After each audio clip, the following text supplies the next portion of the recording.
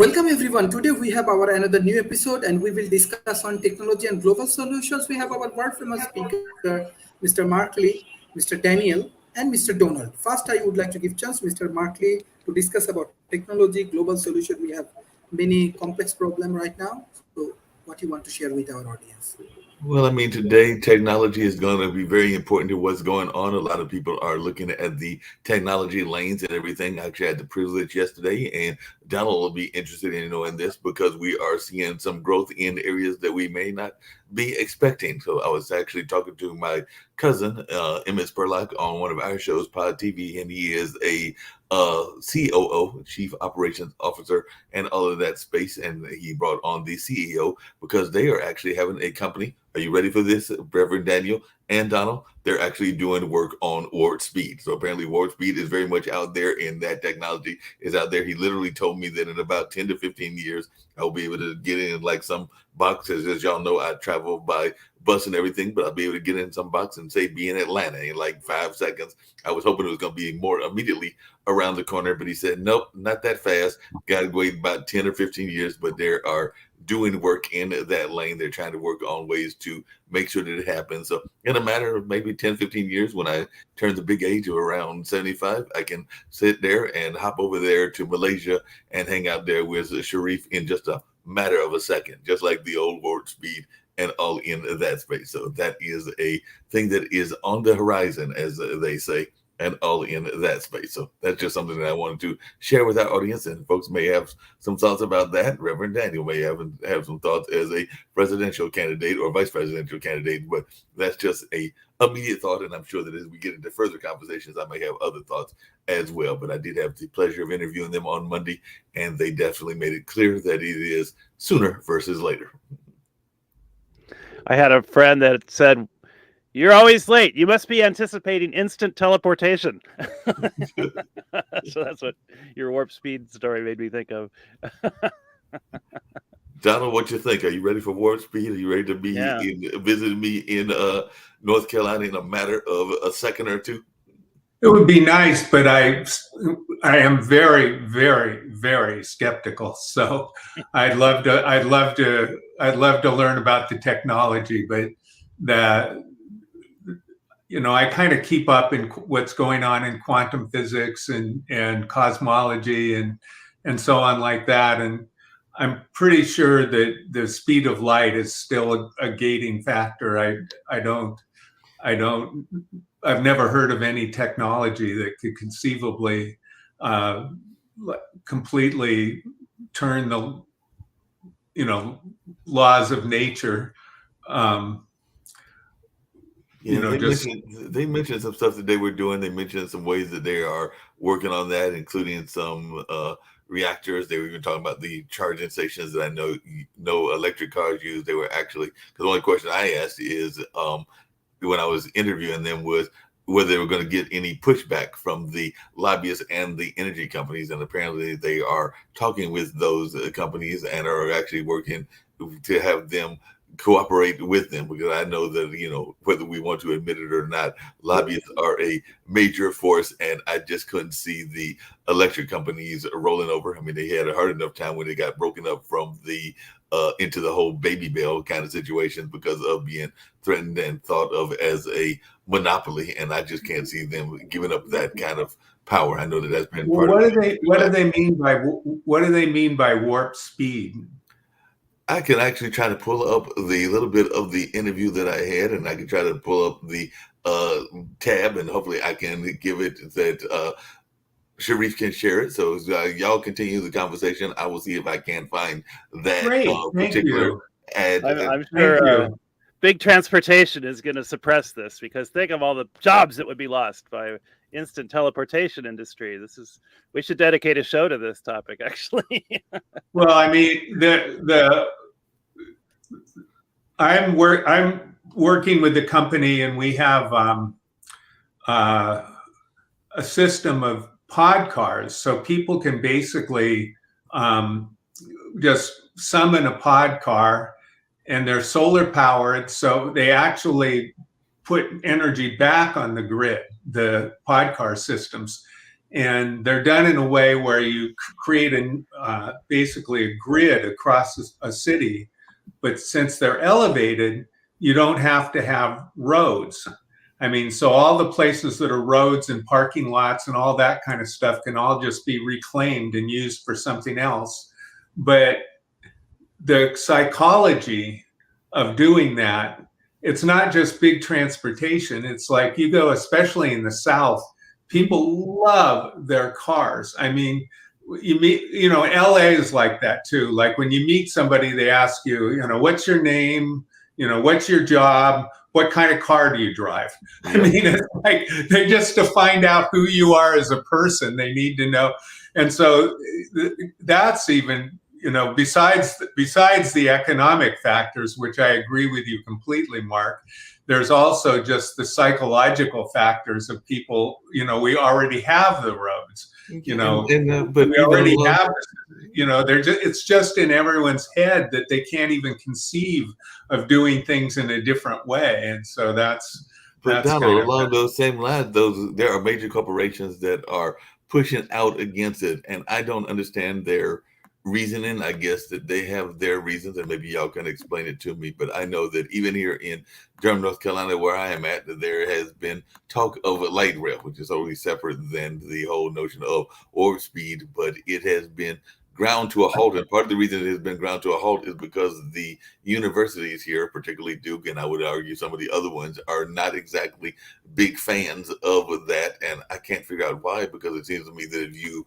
have a light rail, you have actually widened your pool of even people that can come to work for you. Because, like, for example, you're in Charlotte and you could get to Durham to work on the campus, and that would mean that you might have a greater scope of where your employees are coming from. Of course, that could be a problem as well, because then you don't have as much direct access to them if they are further away and everything. So maybe that's what they're thinking, but I just could not figure out the logic. One of the problems with light rail is that I take the light rail in Santa Clara. I was, for a while, I was working at this company that was right on the light rail stop. So I lived in Palo Alto and I commute to Sunnyvale, and it was kind of wonderful. But the problem is if you have the light rail and you want to get enough people on it, you have to stop all the time. Right. And the thing that really slows these things down is getting the people on and off and so the more people you have on the train, the longer it takes to get them on and off. And so basically the light rail winds up being incredibly slow because it has to stop everywhere and people have to get on and off. And the main thing that motivates people in their minds about what transportation is the speed, how long it takes to get you there.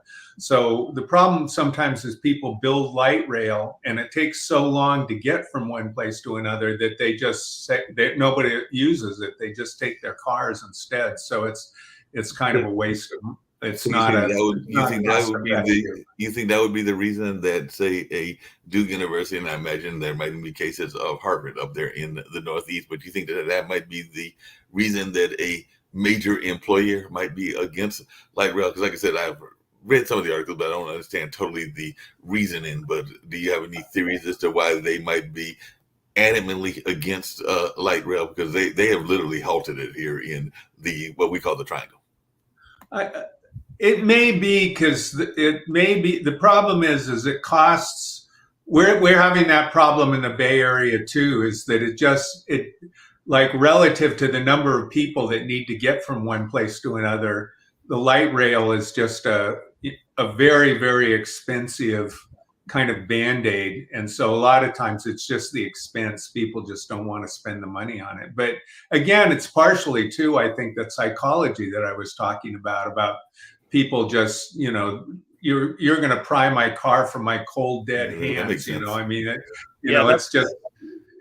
it's just, yeah. Go on. Sorry. That is the limiting factor with public transportation. Is the car is an extension of your personhood. It's a customizable thing. Even the CEO of GM, Mary Barra, a few corporate meetings back, she said, "We're no longer in the transportation industry. We are in the entertainment industry." See that.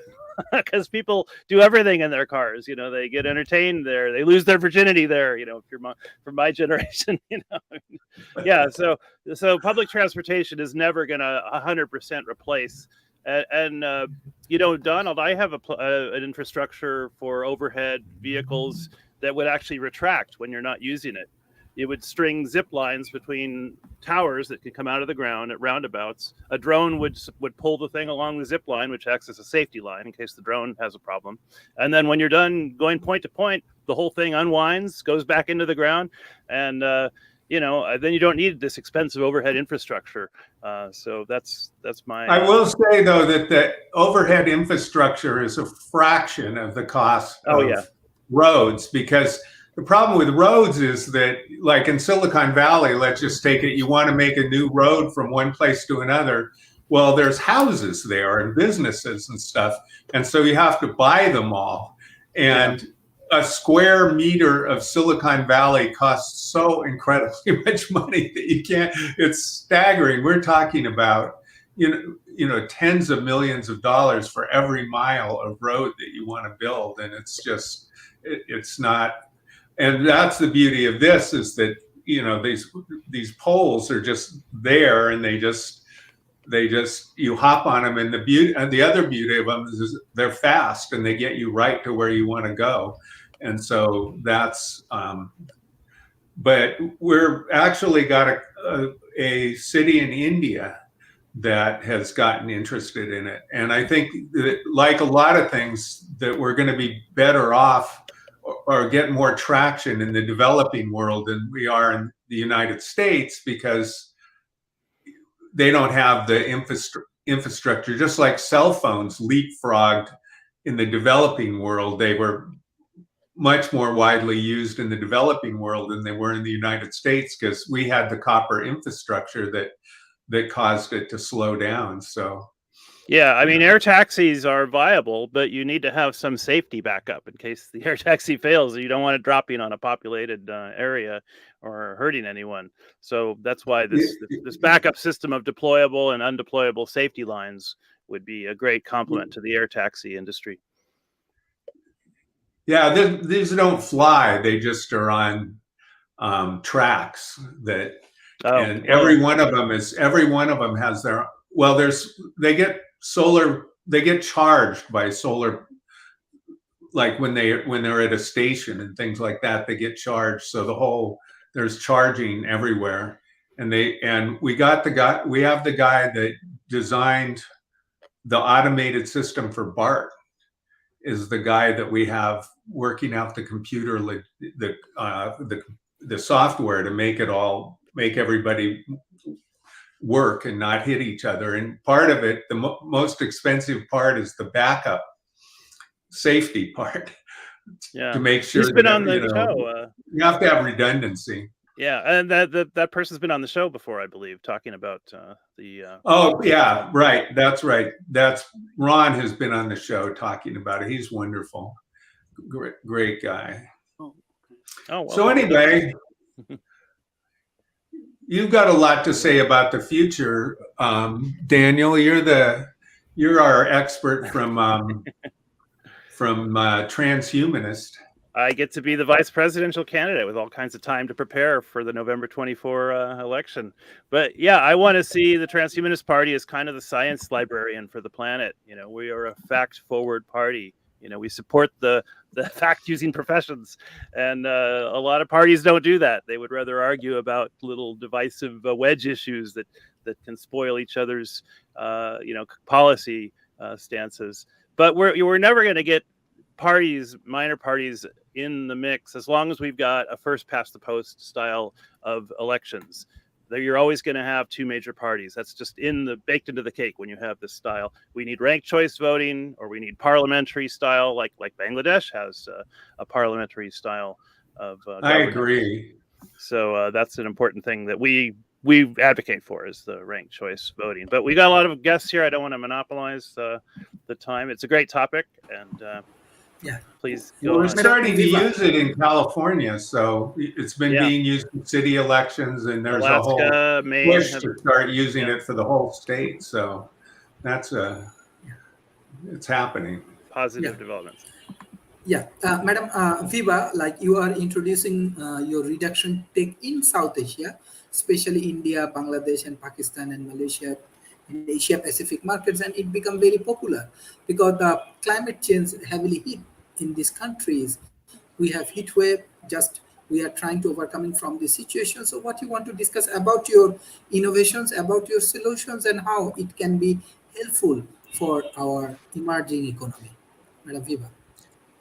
Well, we would really love, thank you, Sharif. We would really love to get funded so that we can get to work on some regional and global solutions for climate change. Basically, we have a simple hydroxyl dispersal that protects the oxidative capacity of the atmosphere, or it can shepherd the weather quite significantly with ion nucleation, which is changing the electrical balance of the clouds and triggering them to precipitate or suppressing them from precipitating.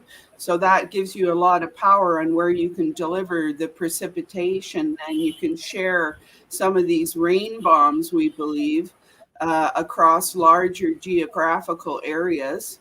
And also hydroxyl is a key chemical in breaking up drought, because drought is often caused by aerosol buildup that is hydrophobic.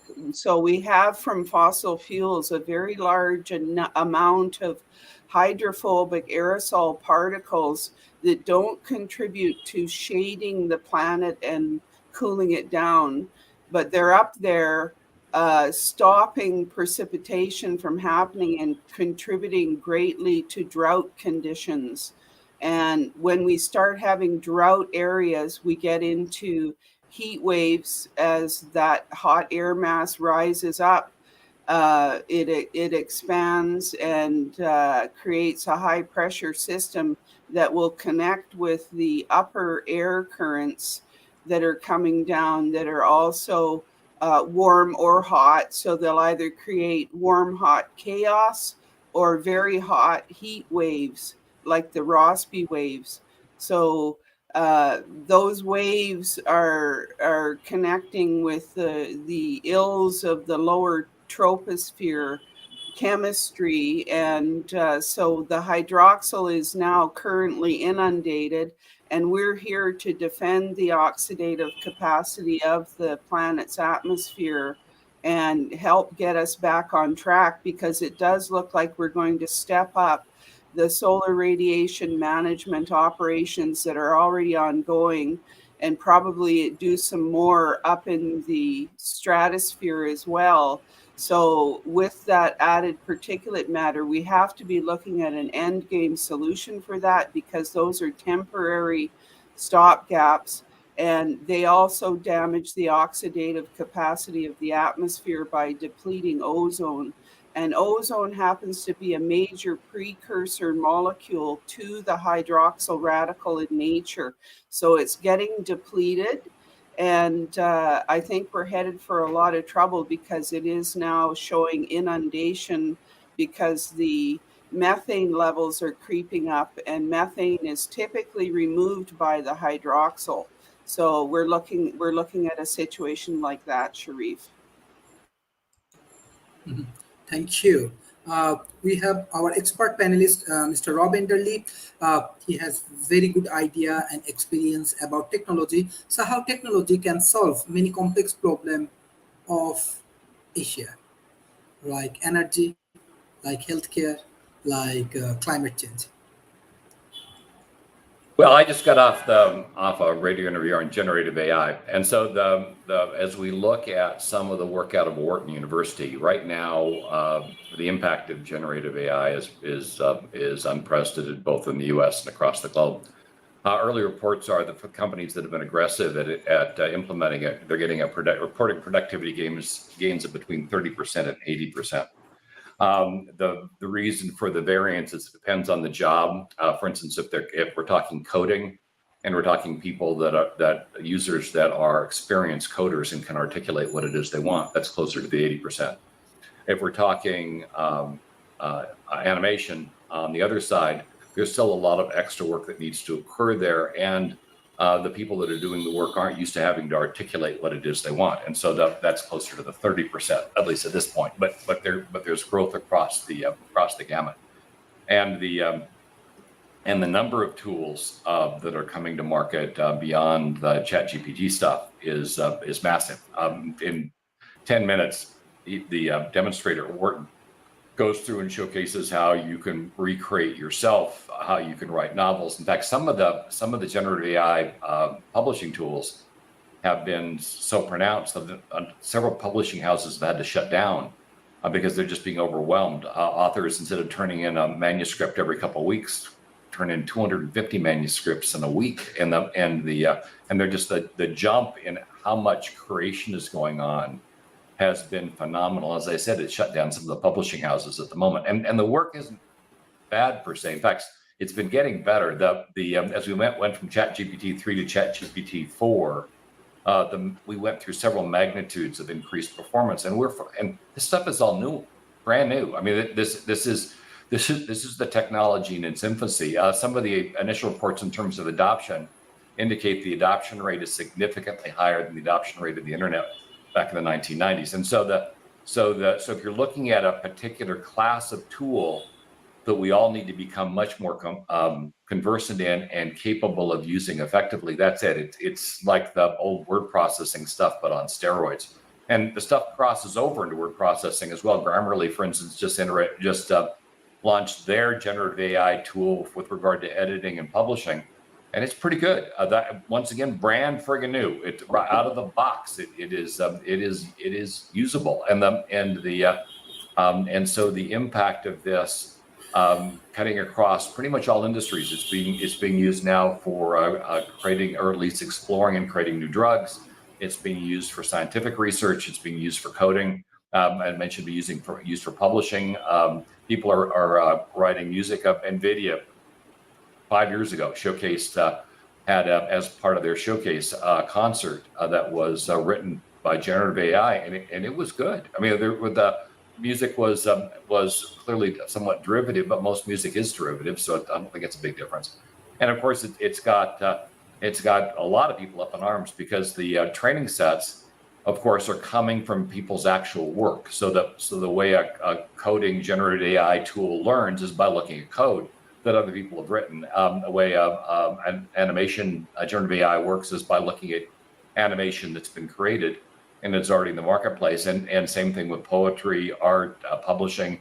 It's learning from the people that have gone before. Eventually, the robots will be learning from robots. Because the amount of content that's being generated is so far beyond what a human can do that you can figure that the training sets relatively quickly are going to be largely converted from work that's been done by humans to work that's been done by prior AIs.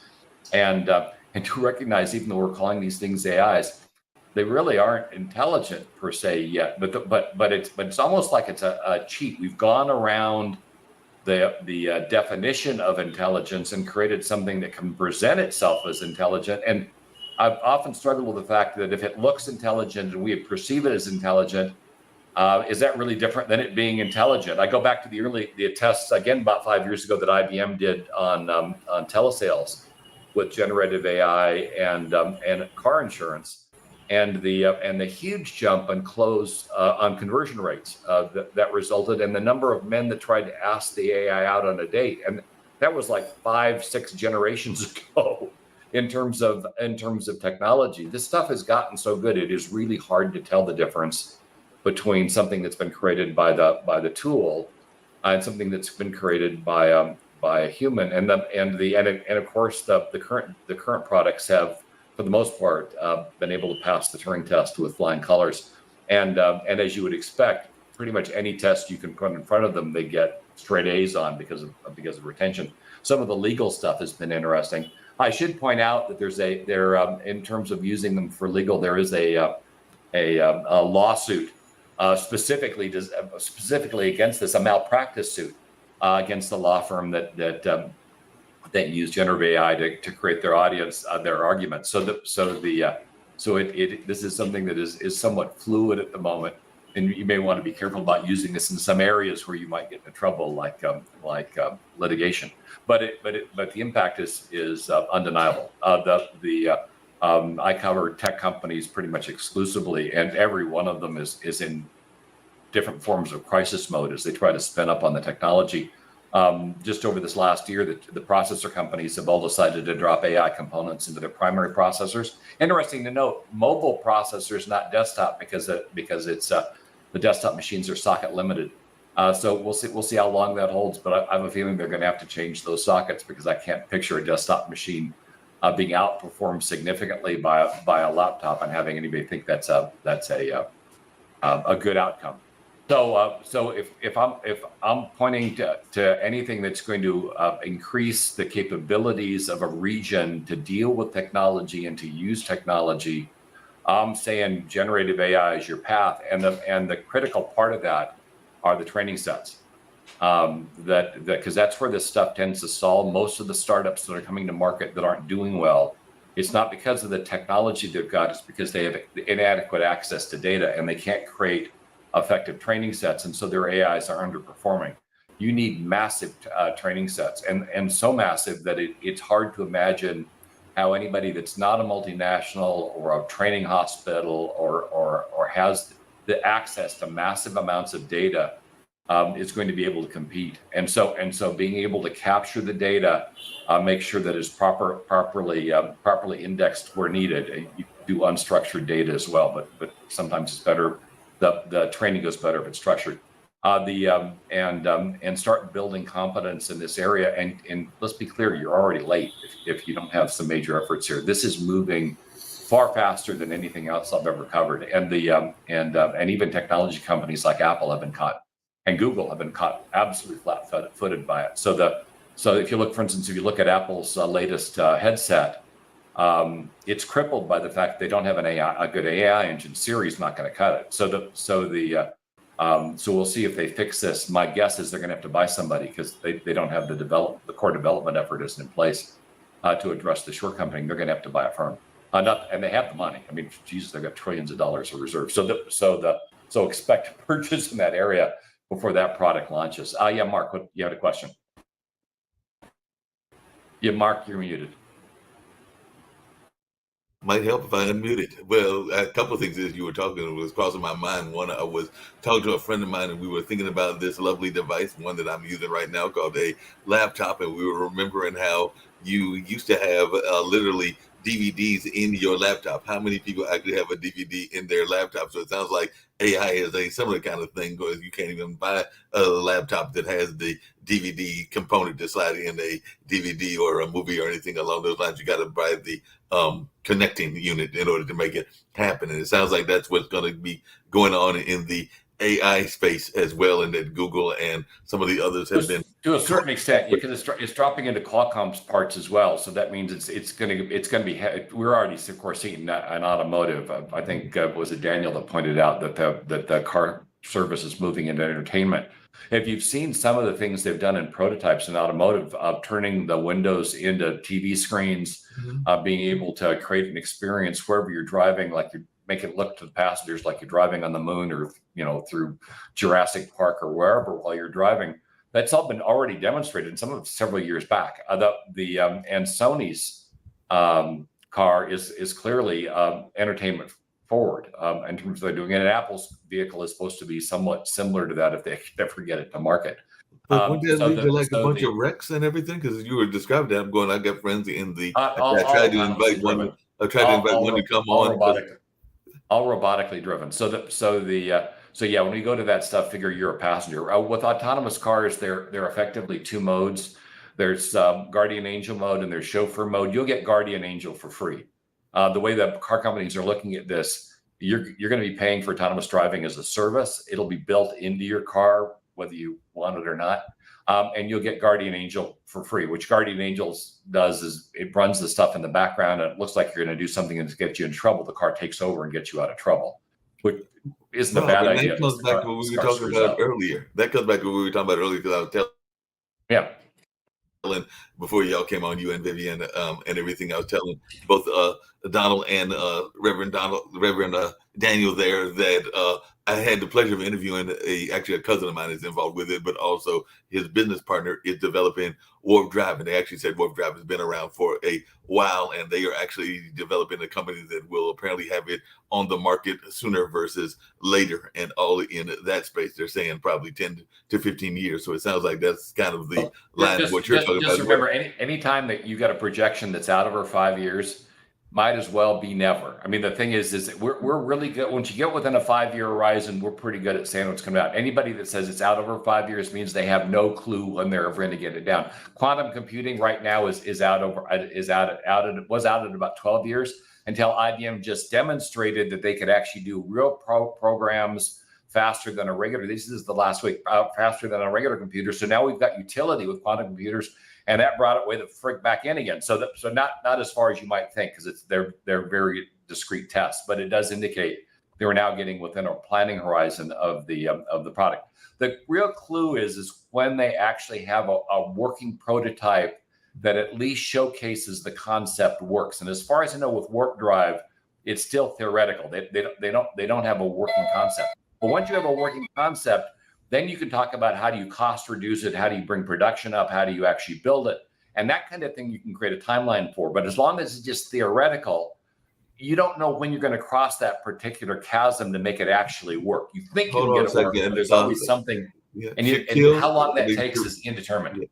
Sharif, if you pull up that interview and everything, I think that this is the part where he explains where they are in that process and everything. So I put it on a share screen and I can play it from this end and everything. But that is what I had there. And like I said, this is the founder and all along those lines. So I'm going to hit the play button and we'll see what they're talking about. 94. In fact, I've actually got a little bit of research here. Okay. Not too much. Not too much. But in 1994, a Mexican physicist by the name of Miguel Alcubierre actually sat down and kind of did some really wonky math to show that, yeah, warp drive is possible. It's a lot of energy and a lot of mass, but there is a solution to Einstein's general relativity equations that show that it can be done. However, the problem is that you need 10 times the mass energy of the universe to make it happen.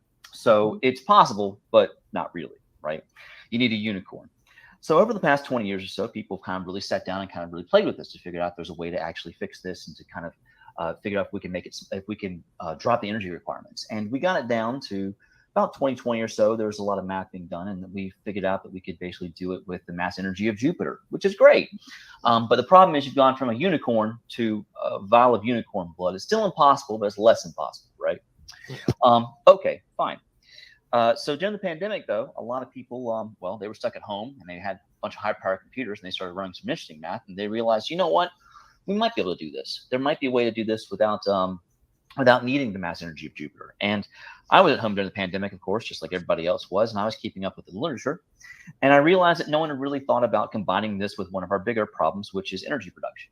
Mm-hmm. And so we realized that if you can create warp bubbles in the lab, very, very small, the amount of energy that you need for warp bubble is directly proportional to the radius of it. So these guys were talking about making like 100 meters. We're talking about making the Enterprise. We're talking about nanometers. That's knocking 12 zeros off the energy. That's a lot.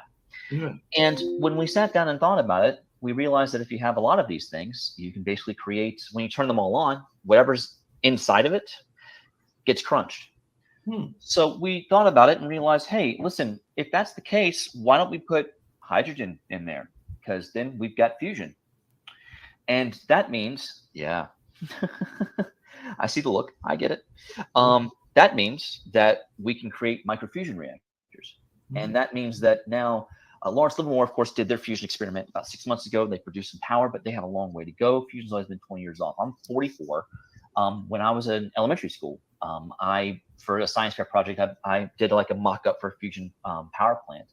And we were always told it's 10 years away. We've been being told it's 10 years away for the past 40 years, right? The reason is because there's two ways to do it. You either spin stuff up really fast and smash it all together, or can you hear us now? Yes, I can. Fantastic. Okay. Can you hear me? Yeah. Yes. Okay, excellent. So either you spin things up really fast and smash them to each other, or you take a bunch of lasers and you fire it in a little pellet to make it work. So in essence, for the past 4 years, all fusion people have been working on bigger is better. If we build the bigger magnetic confinement, we put more energy into it, we'll actually get over the hump, right?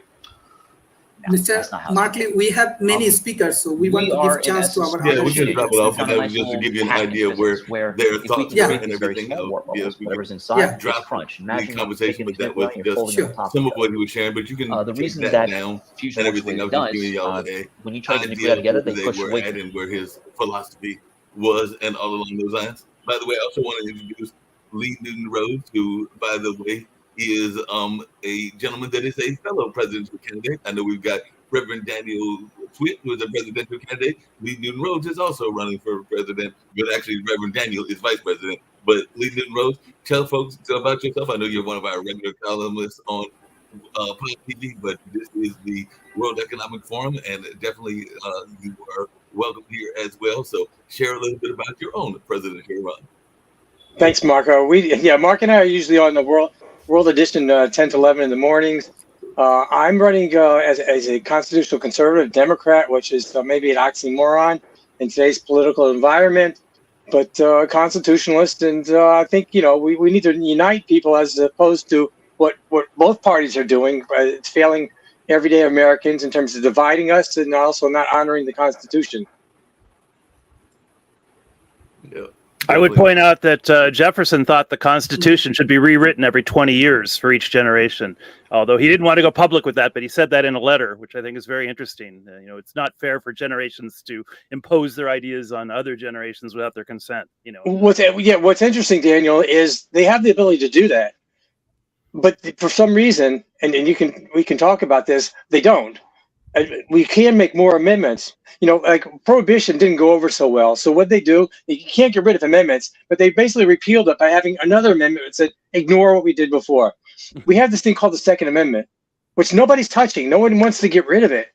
But what do? They create the ATF, which basically makes the Second Amendment null and void without making it null and void. So they don't have to go on record voting for it that they repealed it. They just make it just obsolete, which I think is totally unconstitutional. We can get into that if you want to also. But in terms of your idea, each generation can rewrite the Constitution if they have the spine to do that, to put their name on it, and vote up or down. How do we want to change it? The Constitution is fluid if you want to do that. It's just nobody wants to touch it for political reasons or whatever. Hey, along those same lines, Lee Newton Rhodes and everything, definitely Sharif has a great conversations. A lot of it is around technology as he is over there in Bangladesh and all in that space, and he brings people from around the world. But I was just wondering, as a presidential candidate, what your thoughts are about the importance of technology, because I know that is something that Biden has been pushing and everything. But I was just wondering your own thoughts about the relatives of technology and our cooperation in technology with the rest of the world. I mean, we need to cooperate with the rest of the world with everything, not just technology, hardware, software. But when it comes to medicine, when it came to the pandemic, all of a sudden everybody was cooperating and following the same, path or whatever. Whether you think it was good or bad, and there was maybe some of both. But people were talking to each other, and I think people should talk to each other, and make their own decisions as each country. What's in each country's best interest? Sweden took a different path than China. And that's okay, but they were talking to each other and aware of what everybody else was doing and why they were doing it. And technology, whether you like it or not, it's coming. I mean, it already came. It's it's out of the gate already. The main thing I would say is you have to let facts be not subject to a vote. At one time they tried to legislate the value of pi to be 3, just to make it easier to divide up land calculations, But that's the main thing. You get your own opinions, but not your own facts. Science and evidence is science, and science is never settled, and science should always be debatable. The truth is not afraid of being debated. Right, but you have to base it on evidence. 100%, not opinion. Yeah. And unfortunately, during the pandemic, a lot of it was opinion. So the 6-foot rule with social distancing, I think someone just pulled it out of thin air. I don't. Yeah, a lot of so-called scientific policies are not very well thought through. That's for sure. Yeah, which is why we don't do them anymore. Yeah, definitely agree with you on that. Hey, Rob, what did you think really quickly about what he was saying? I know that I could have gone on. That was a long interview and everything, but it does sound that I have one question. Go ahead, Sharif, it's your turn. Yeah, I have one thing in mind because I have one thing in mind because as I'm representing the emerging economy, especially South Asia and Asia Pacific region, because of this Russia and Ukraine war and many political dilemma and everything change. I think the global power systems and like once upon a time, US actually leading these positions, it's actually divide, and there are many untrust and many ups and downs in between the USA and other countries' relationship. So how we can improve, how not only technology, how we can contribute, uh, because we are observing many ups and downs around the world. I think this is after Second World War, it's very unstable condition right now because of COVID, because of this war, then this political dilemma. Do you believe that USA can play the leading role of the global economy, Mr. Lee? I think the U.S. should. Unfortunately, they, for some reason, it baffles me. They don't want to. They want to defer to the WHO and the World Economic Forum. I don't know why we want to give up our rights as a nation and have somebody else rule over us. To me, it makes no sense. It's totally un-American, first of all. And whether it's corrupt or not, we can discuss. But why should we elect unelected people somewhere else in the world tell us how to run our country?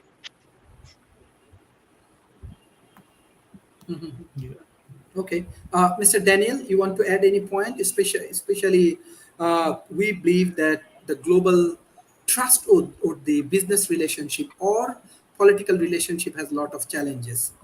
So it's also Well, another global challenge, and we need to solve these things. I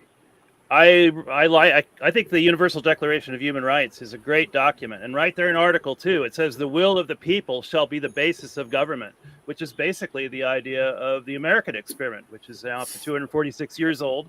You know, we're an experiment in democratic Republican governance, but we have to treat it like an experiment. We all have to be citizen scientists on this experiment and be involved and be, you know, not just passive observers.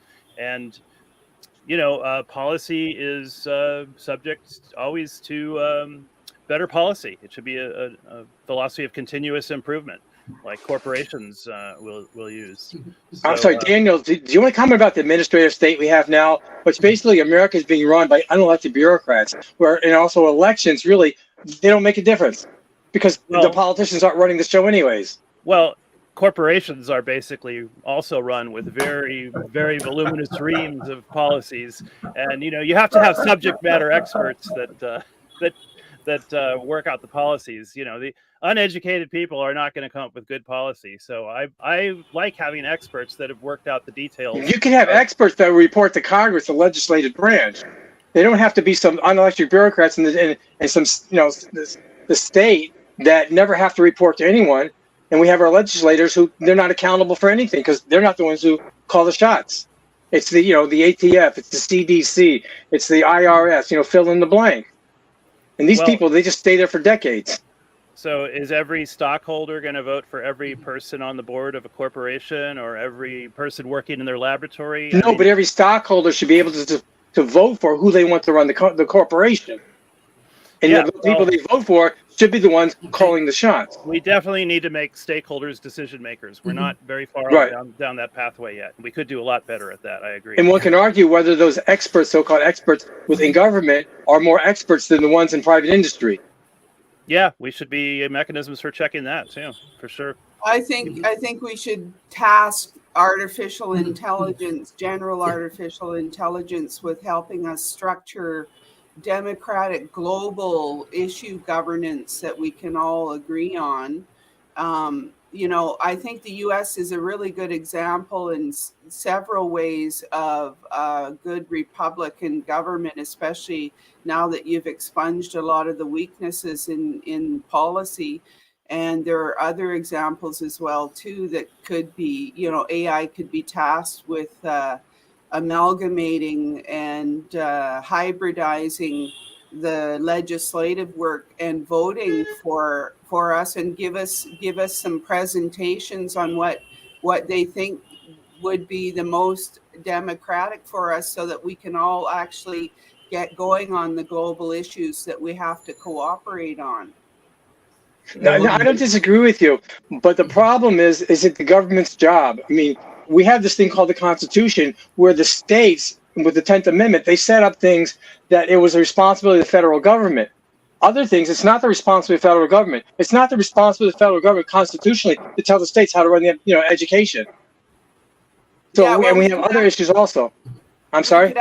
We could actually ask AI to generate a global constitution, which would use the U.S. Constitution and other constitution as source documents. Which one supersedes what? Well, no, amalgamating them all together and then presenting them to us so we can all agree on what we want to have as the constitutional No, document. so like a global constitution. Hey, Rob, really quickly, and it comes back to our conversation around technology, because one of the things that I had heard about recently was this notion of AI, and I hear what Viva is saying and all in that space, but sometimes AI can lead us down in very interesting paths. Because wasn't there a recent case where there was an AI bot that actually convinced somebody to file for divorce, and that became like a very interesting case that is going on through the sources and all of that? But you would know more than I do, Rob, because you study that kind of stuff. So share a little bit about. Yeah, I did mention earlier that AI is being used in litigation. I didn't hear about the filing for divorce thing, but it wouldn't be a surprise. The current level of technology in generative AI can be very convincing, and so it wouldn't be hard to imagine that it might convince somebody based on the information that was provided to the AI that they should get a divorce. I did want to clear up something that was said earlier in terms of the 6-foot rule, because it's important to know the 6-foot rule was based in science. It was based in research that goes back to 1897, and it was further researched in the last decade, where they had high-speed photography on the spread of moisture coming from your mouth, and they found that with masks on 3 feet, you had a low probability of being infected. Without masks, 6 feet, over 6 feet, you had a low probability of being infected. And that really went to how far the moisture spreads from your mouth when you speak and sneeze. But you can find the stuff online. The work they did with high-speed photography and spread was very deep. I mean, they spent a ton of money on this, and so it wasn't something that somebody pulled out of their ass. It goes back to work that was done in 1897 and then reaffirmed this last decade with high-speed photography. I hear Rob, but I hear that. I'm curious though, why prior to COVID, every time we went into a doctor's office, there were always chairs in the waiting room next to each other, not 6 feet apart. I never saw that in my lifetime. Well, because where everyone's coming in their stick without a mask. They didn't apply the science. So you did, until you had a pandemic, there was no need. You have a waiting room. You want to get a lot of people into it. Having them spread out wasn't cost effective. Even during flu season. Even during flu. Well, so go all the way back to the 1920s, and we were back to that 6-foot rule again. But that was a pandemic, and so when there's a pandemic, different things happen. The CDC steps in. They start dictating policies. When you don't have a pandemic, when you've got something that's a recurring disease, for whatever reason, we do guidance. We don't do directives. But because there was a concern that that COVID would kill, as it did, millions of people, the importance of having the driving through the rule was increased. But I just want to say that the rule was set in science. 1897 was when the theory was developed, and then it was confirmed this last decade with high-speed photography. Why aren't we still doing it then? Also, I'm curious. Hold on a second, Lee. Reverend Daniel, you mentioned this notion of an endemic versus a pandemic, and I hear that all the time. So what can you explain the difference for those that are watching with Dr. Sharif's students and others? Because oftentimes we have those terms, and I even get confused in my early 60s. So what is the difference between an endemic and a pandemic? Oh, hell, I'm not a doctor. Go to a... No, not Reverend Daniel. He's the one that brought it up. I just know that the COVID pandemic was downgraded to being endemic, which means it's no longer spreading in a way that's immensely destructive. It's I don't have to live with. Yeah, like the flu is endemic, common cold is endemic. Exactly right. Sorry, I do understand. That's my understanding, but check my facts. I believe that's correct. I've heard the same thing. It's now we have to live with it, and so it's now a case of just doing smart things like making sure you're vaccinated and if you are sick, stay in the hell home. Yeah, makes a lot of sense. Yeah, well, we don't do it Okay. though. Okay. But I noticed malaria is breaking out again, which we thought Yeah, we'd gotten malaria. rid We of. just had that was the news this last week. Malaria's hit the United States again. Climate change. Gotta Wow. love it. Florida and Texas. Yeah. Didn't know malaria had hit us. I knew it was definitely a disease that has hit a lot of the African nations because a friend of mine is from, I think he's from Sierra Leone. It's either Senegal or Sierra Leone, but I Yeah. think it's Sierra Leone. And I know today he did a whole research around that and was doing some fundraisers around that because that part of the world has definitely been impacted by malaria infections for a number of years. So I do know And that. the good news is there's 5 different strains, and this is the least problematic of the strains. So that's partially good news, but still we need to get a handle on that. Hey, Lee, really quickly, because Dr. Sharif is oftentimes trying to make sure that education is going on and that we are working with those that are in the developed nations. So should you become president, what would you be doing to help the technologies and the world economies of, say, Bangladesh or Malaysia or something along those lines? And would you be able to bring some of your great knowledge from the New York area to where Dr. Sharif is? Because I'm sure Dr. Sharif would enjoy that and the help in what he's got going on at his university. Am I not correct, Dr. Sharif? Yeah, you are correct. Okay. Yeah, I'm open to connecting with anyone. Yeah, go ahead. Okay. I just want to share one specific things because why we are organizing this kind of sessions, and this is our 933 episode. So long time, regularly, day and night, we are focusing on that things, and we are getting some good result. So my major objectives to bring exactly right kind of knowledge for our people, for our young community, for our youth. So what do you think? G7, G20, all of the big countries, how they are performing right now, they are helping the global communities, or still there are questions? What do you think, Mr. Lee? In general, I think, the private community is more productive and more solution oriented than government. Government's tied up in red tape. Government, they all frequently have their own agenda, and government frequently is not transparent with what they want to accomplish and what they're doing. And I just look to private, the family, the community, the church, to solving problems more so than government.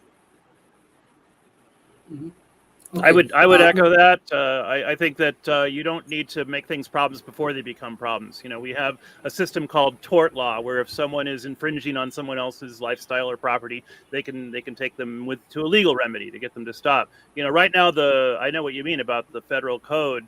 There are so many volumes. There's actually advice on there about not having sex with dolphins in private labs. I think this happened with John Lilly and some dolphin scientists. But the amount of detail in the federal code and the UCC, all these codes. I mean, most of them are good ideas, but I like Elon Musk's idea that laws should sunset, like maybe after 1 or 2 years. If it was a problem, you can reinstitute the law, but let's not have all these laws building up and never ending. Mm-hmm. Excellent. Madam Viva, what you want to share for our audience, especially as your final thought for today's session? Okay, yes. Well, I've been in the space of this startup company for about 12 years with a few years on ramp before that. And I've been observing and I've interacted with the private sector. So I'm making a comment that Lee was saying, Lee and Daniel were talking about the private sector being lacking red tape. And recently, there's been quite a large uptick in the last 7 or 8 years of profiteering summits where startup companies are brought before investors, and the investors have a look at the pitch deck and decide whether they're going to invest in or not. And I got in contact with a consultant who would take a startup on board for a reasonable fee. He has 100 of them in his stable, but he said that the average finance rate for a startup company is less than 5%. It's between 4 and 5%. So I just wanted to put out there that there is a contrary statistic in the private sector, at least in the startup segment of the private economy. They're not actually funding very much. And it could be because of the pressure of climate change as well, because a lot of people are basically circling the wagons financially to wait and see what's going to happen with our crop failures and the international tensions and whatnot. And also we have a big liability with the emerging economies. Our responsibility to the people on the front lines of the heat waves and the droughts and the famines are in primarily the third world. Now the U.S. is getting a very serious taste of that, though, with the droughts and whatnot now happening across the Midwest and the West in California as well, too. So what that's doing is it's tightening the federal budgetary planning from the taxpayer base as well, too. So money is scarcity is actually a lot worse than people think it is. And it is impacting what's going forward in terms of the climate space. There's another aspect of climate mitigation that I can talk about as well, too, that I think is going to be a problem. The decision makers like Microsoft and Frontier and Milky Wire are bearing down on CO2 removal only, which is only a partial climate solution. And we come in as critical of that because we have virtually the only total climate solution. But the decision makers are passing us over because they think they have to bear down only on the CO2 to get the job done. And everybody knows that the climate system is somewhat more complicated than that.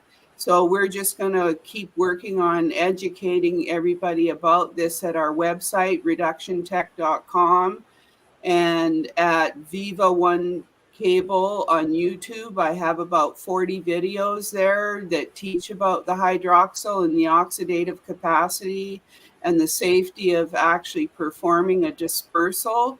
And like I said before, it is a global as well as a regional solution. And we have pitch decks that are ready to go out to interested people. And we just know that the wallets have started to tighten up quite a lot in terms of the private sector. Thank you. Madam, Mr. Rob, what's your concluding remarks for today? I'm sorry? And it's me. So Mr. Rob. Yeah. Remarks. So you can certainly use technology to advance emerging countries. Probably should be used quite a bit more in terms of politics. At the very least, it should be used to inform the people that are in power about what's going on in the world. It still bothers me that in a lot of discussions, it's pretty easy to look stuff up. We do have the internet, but so few people actually use it to look it up. So they make comments about the world in session that have really nothing to do with the way the world is, or even the way that science works. Going back to, I think, when they were referring to the internet as a form of piping. I think one of the big problems we've got are citizens and people in power. They just don't bother to look stuff up, and the end result is they make decisions on imperfect information. And those decisions tend to end badly, and that happens both in corporations and in the public sector. For instance, the idea that stockholders have anything to do with the staffing of a corporation is almost laughable. Did at one time, don't anymore. The corporations are largely directed by hedge funds these days, and it's a serious problem. But no, stockholders really have nothing to do with who runs the company. It's just the way they used to have something to do with the board, and the board has something to do with who runs the company, but they don't have anything to do with who's on the board anymore. It's really bizarre. Anyway, so really using the technology out there, learning when you have an opinion, when you have a position you want to take, it doesn't take more than 5 or 10 minutes to research it and find out whether or not it's well founded. It really should be a case where you do the research and then you form the opinion. Too often we form an opinion and then we try to use research to back up something we already formed. Research doesn't work that way. You do research first, then you form a theory, then you prove the theory. That's the way scientific process is supposed to work. You don't form the theory in a vacuum and then try to figure out if you can prove yourself right. That is horrible. And the number of companies I've seen just taken out by people that do that is legion. I did competitive analysis for a number of years, and the last time before our team was disbanded, and we predicted that if they followed through in the decision they were going to make, it was going to take the company under. They disbanded us, made the decision anyway, and the company failed. And there's ways to avoid that. We should be data driven. We should be research driven. When we make a decision and set a position, it should be backed up by solid research. It should not be backed up by, hey, I want to prove myself right. There's something that you might want to read up on. Two things, actually. Dunning-Kruger, which says that the less somebody knows about a subject, the more expert they try to sound.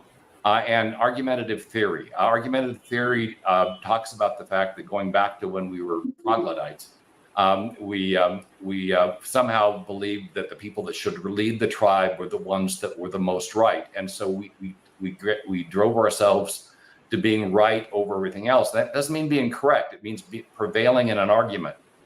And we're driven to prevail. And we have to overcome this, because if we're wrong, we need to admit we're wrong and then move on to something that's correct. But if we're going to die on our arguments or attempt to kill somebody else that disagrees with us, particularly when we're wrong, that's problematic to governance, whether it's public or private sector. So we really need to start doing our research.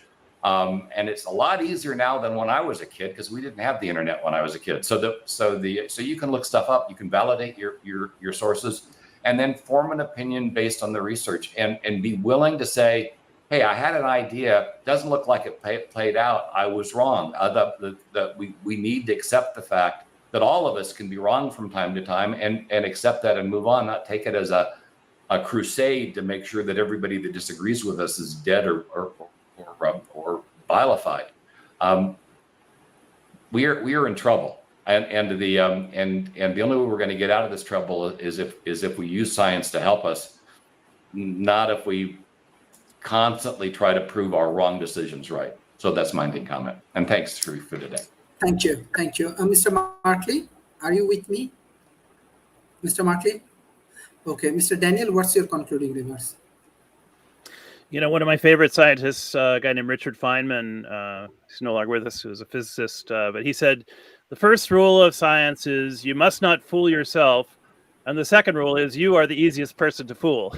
So, we start out in life, we're young, we think we're going to be immortal, and then you get older. I'm the same age my dad was when he died. So, at 62, I'm feeling the ticking of mortality here. But we have a limited amount of time on Earth to get it right. We don't have an infinite amount, and we also can't know everyone. There's research in anthropology that says you can form close bonds with about 150 people. There was a researcher named Robin Dunbar who figured this out. That's about the most number of people that come to a funeral, that we're really close enough to really know someone. So if you and then the other thing I think we can combine with this 150 Dunbar number is the geoinformation revolution, which has not really been played out or flowered, because when you add location information to science, it opens up a whole other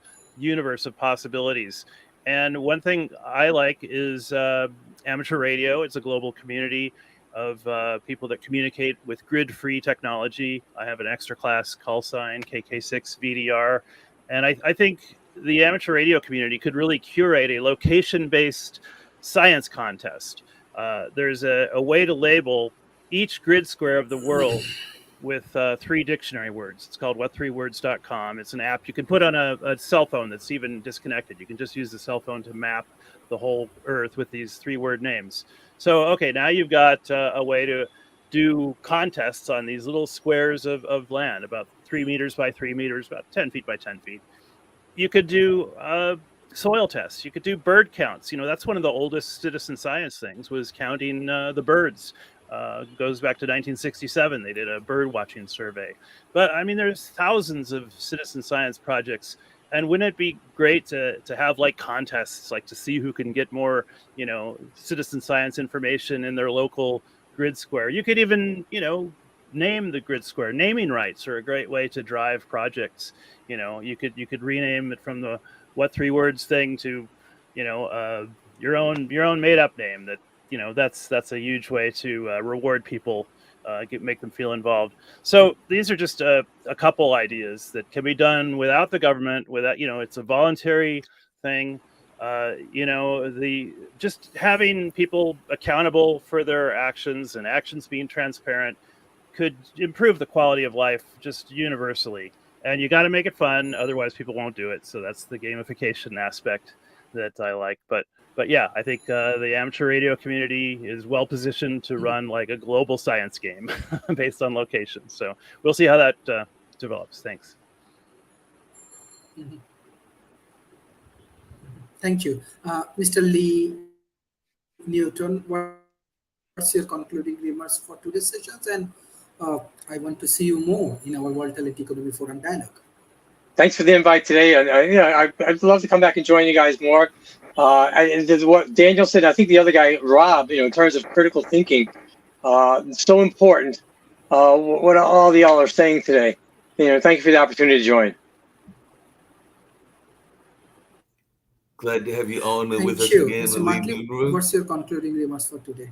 Yeah, definitely. I think that we've got some very interesting things that are going on in the world, whether that is things that are taking place, as Rob alluded to, with new technology, and of course, things like ChatGPT and artificial intelligence. And as I alluded to earlier, some of the research that is going on in warp speed technology and all in that space, and even some of the work that Viva is doing as well. Unfortunately, I feel that there are tremendous amount of resources around the world that we are not necessarily using to their maximum ability. I mean, the universe is made up a majority of water, and I don't know that we are actually doing enough research in terms of water energy and all in that space, hydro energy and all along those lines. I also know that the sun is very much of a resource that is out there in the natural environment, and I don't know that we're doing enough research in that area as well. So I think that a lot of the things that we can have in terms of a global solution,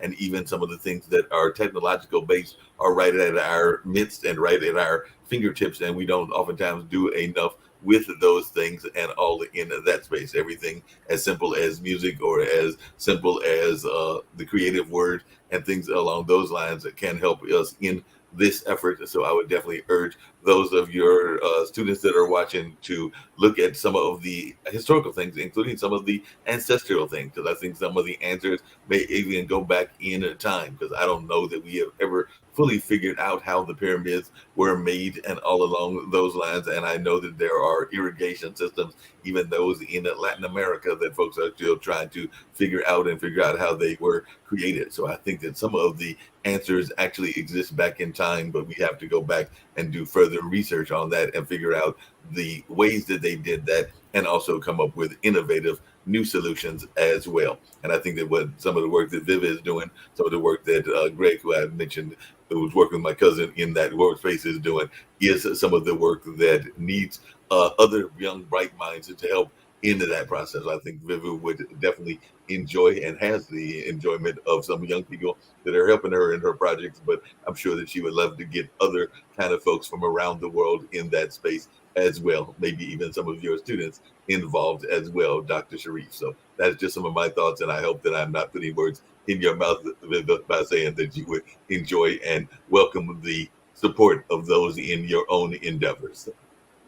Thank you. Thank you, everyone, for joining today's session. I want to give thanks all of our speakers, Mr. Daniel, Mr. Markley, Mr. Lee Newton, Madam Viva. My pleasure. Mr. Rob, everyone for joining today's session. I request all of our audience, please share our content with the government agency, corporation, and academy. Dialogue is one of the way how we can learn from each other, how we can learn from your experience. We also take a lot of actions. We develop real life projects with university, academy, and corporation. Especially emerging economy has lot of problems.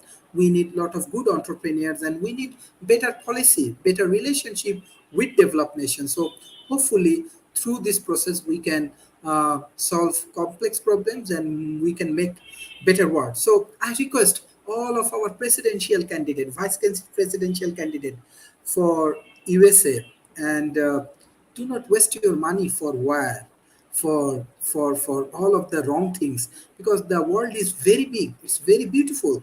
There are many things you can solve. You can solve climate change problem, you can solve energy problem, housing problems, a lot of things you can do, and we can work together on that particular area. Policy and politics is very important, but definitely we need to create a fair platform for all of the talented people for around the world. That's why World Talent Economy Forum actually creating platform for all of the talented people around the world. Yes, we have limited ability, but we are growing very fast. We are engaged with millions of people from emerging economy. So your contribution will be priceless. Let's come, join with us, and conquer the world. Thank you. Bye-bye, and take care. Thank you. Take care. Bye-bye. God bless.